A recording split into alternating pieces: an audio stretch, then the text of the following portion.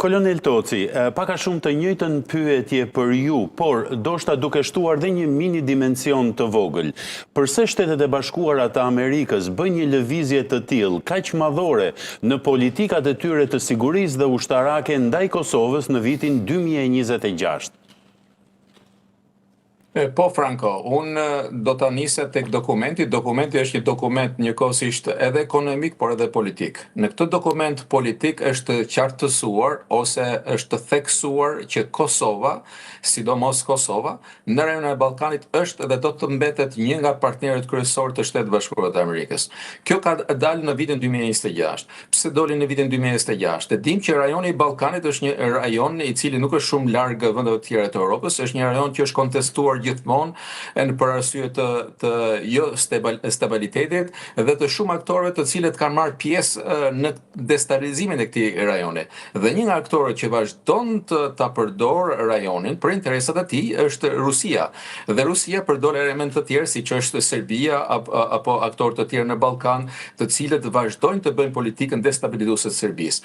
Në këtë dokument, i cili nga njëra anë përcakton detyrimet financiare të Shtetit Bashkuar të Amerikës, por nga ana tjetër është dhe një dokument politik, ka bërë në mënyrë të qartë, edhe ka analizuar kështu si sa dhe zoti Meçollari në studio, rëndësinë që ka Kosova për Shtetet Bashkuara të Amerikës. Nëse do ta konsideroj këtë dokument si një ligj, nuk është thjesht një dokument financiar, ai tregon se cilat rajone dhe cilat vende konsiderohen partnere strategjike të Shtetit Bashkuar të Amerikës. Pikërisht. Dhe kjo është shumë e rëndësishme dhe është një mesazh shumë i drejtë i Shtetit Bashkuar të Amerikës për Kosovën përfshirje në këtë dokument. Nëse do të përmendja shkurtimin se si e teketohet ky dokument në DAA-ja, e tregon se Shtetet e Bashkuara të Amerikës e shohin Kosovën si një partner shumë të besueshëm.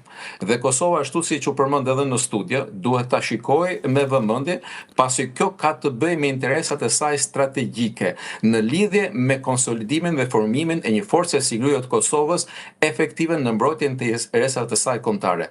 E dyta, në lidhje me trajnimet, Shtetet Bashkuara të Amerikës, por edhe disa vende të tjera anëtar të NATO-s, janë kontribuese të rëndësishme në përgatitjen dhe trajnimin e forcave të sigurisë së Kosovës, e cila vetëm emrin ka një forcë sigurie të Kosovës, pasi sot ajo plotëson të gjitha kriteret e një force të armatosur që i duhen një vendi demokratik siç është Kosova, siç është Kosova sot.